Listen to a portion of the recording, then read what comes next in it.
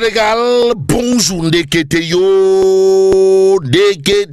Ande Gussum déterre la hache de guerre sur la droite tribune quotidienne ce matin. Et comme il est dit, guerre des SAF mondiale pour Malo Diatam et ses camarades. Retenons en tout cas ce que nous livre le journal du groupe des médias, comprenez, santé et santé, préavis de grève sur la table du ministre de la fonction publique. Et ce que rend public, tribune quotidienne porte sur un fait clair, comprenez, Ande Gussum met la pression, met la pression sur l'État. Quelques jours seulement après le pacte social, Bog, sommes-nous tentés de dire, et plus qu'il est dit, sous le terre, du côté Feng, retenons en tout cas l'information de tribune quotidienne qui nous livre que Ande Gussum, met la pression sur l'État. Bon, le collectif syndical réclame l'application Raki, Taf et Jody, comprenez? Des accords signés avec le gouvernement en 2022. Bon, la période de grève visée s'étend du 6 juin au 6 novembre 2025. Voilà ce qu'ajoute bien entendu Tribune quotidienne ce matin.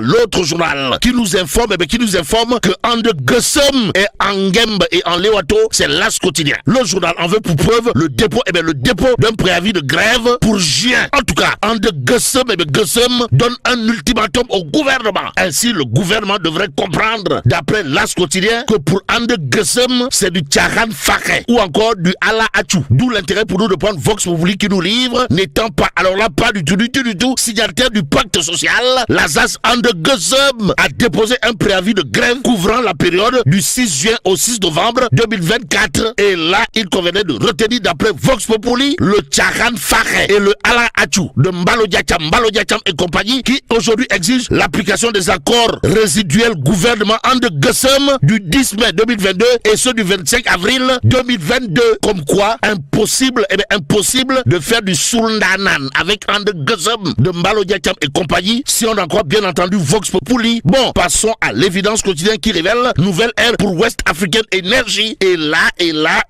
ceux qui auront de quoi faire du tchurpi fait chumbote sont à la une de l'évidence. Bon, Moustapha Ndiaye et Abdou Karim Diop prennent le contrôle de West African Energy, informe en tout cas l'évidence, de toute évidence, celui qui a finalement laissé ses plumes, pour ne pas dire perdu son scalp dans cette histoire. D'après l'évidence quotidienne ce matin, c'est Samuel Sarr. La preuve avec le titre du journal, du journal qui renseigne nouvelle ère. Manam ère, ère Boubès Poulou pour West African Energy. Moustapha Ndiaye et Abdou Karim Diop prennent totalement, pour ne pas dire complètement, et voire carrément le contrôle de la centrale. Une centrale de l'Observateur L'Obs aura probablement de quoi donner du froid dans le dos à un ancien premier ministre du Sénégal, aux Sénégalaises et aux Sénégalais. Le journal du groupe Futur Média de s'intéresser à l'affaire des dépôts à terme, histoire de révéler Amadouba dans le viseur de la justice. À la question de savoir si Sawai Ba Amadou est assis sur des braises, l'Observateur L'Obs de noter 141 milliards 87 194 249 francs CFA placés, classés et non reversés au trésor public. Y a-t-il lieu là de dire whoop, Satchey, whoop? Bon, l'Observateur L'Obs pour l'instant indiqué un système parallèle de gestion des finances mis à nu par la Cour des comptes qui demande tout de suite l'ouverture de procédures pénales. Nettoyage, waouh. Bon, Cheikh Tidiane Diop, ancien DG du Trésor, secrétaire général du ministère des Finances, au moment des faits, cité dans les DAT. Nous livre l'Observateur L'Obs au journal du groupe Futur Média de révéler également ce que l'ancien trésorier général a découvert suite à l'interpellation des banques concernées concernant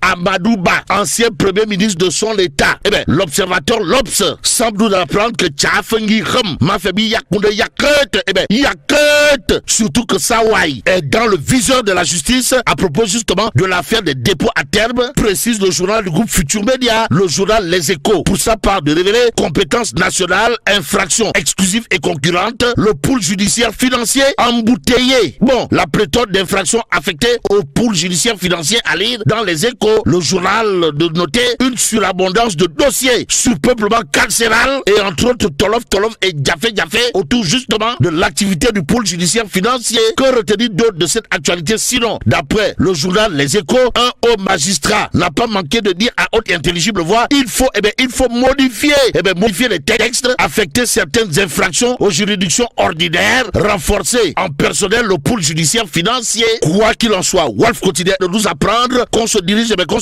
vers de nouvelles arrestations. Diam. Même s'il est dit Yolou Diam Soreoul, le quotidien du groupe Walf Fadjri, à propos de ramification dans l'affaire Farbangom, Amadou Sall, et entre autres, de nous informer Wali Sek, un fils de Amadou Ba et autres, dans le viseur du procureur. Détoile, waouh. Même s'il est dit Wahou Kilifo, waouh, le centre, enquête quotidienne à propos des relations entre politique, d'âge et comptable d'indiquer les connexions mortifères. Bon, dans un contexte de reddition des comptes, d'âge et comptable paie un lourd tribut. Informe bien entendu enquête, le journal piloté par Mohamedou Wad, mon confrère, d'ajouter le droit de vie et de mort des politiques sur les fonctionnaires. Voilà ce qu'il y a lieu de retenir autour justement des connexions mortifères entre politique, d'âge et comptable. Informe enquête quotidienne ce matin. Libération de s'intéresser à une information de taille triple XL. De quoi s'agit-il? La SR, la section de recherche, fouille le lotissement BOA. En tout cas, l'enquête des gendarmes entre dans une phase décisive. Informe Libération avant d'ajouter Farbangom extrait de prison et interrogé hier. Aujourd'hui, le point actu de révéler à sa une face au débois politico-judiciaire, Mansour Faye, comprenez Goro National, et Barthélémy Diaz. Désespérément, seul contre qui?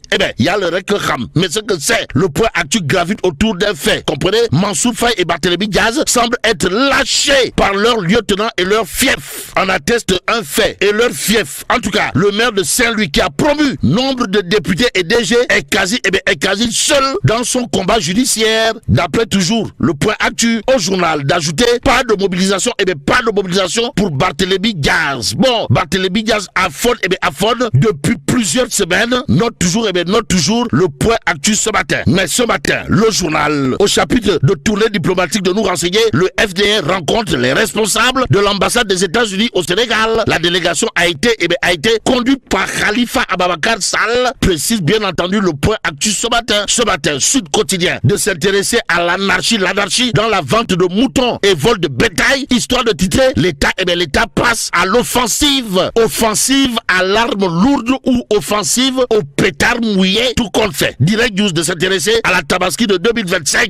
Et là, Dieu est grand mais proche. La porte du Bourroc Ousmane Sonko, premier ministre du Sénégal, n'est pas petit. Si on en croit bien entendu Direct News, le journal de révélé, Sonko annonce de fortes mesures. Mais celui qui mesure la plénitude de ses actions est en appel à la une de Tribune Quotidien. De qui s'agit-il exactement? De Abdoulaye Sow, président de l'Union nationale des chambres de commerce et d'industrie du Sénégal, aux Sénégalaises et aux Sénégalais. Tribune Quotidien au chapitre de la décentralisation des actions consulaires et la réharmonisation des procédures administratives, de nous apprendre l'Union nationale des chambres de commerce du Sénégal, amenée par l'excellent Abdoulaye Sow Borom Diabono, donne des assurances suffisantes pour le président de l'Union nationale des chambres de commerce du Sénégal de faire du mêlé ou à ses détracteurs au regard de cette actualité de Tribune Quotidien ce matin.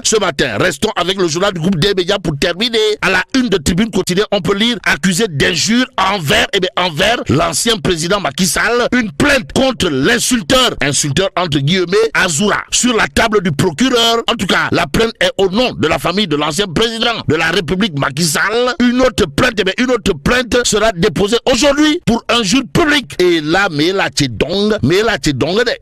Allah. Bon, que Dieu préserve le Sénégal.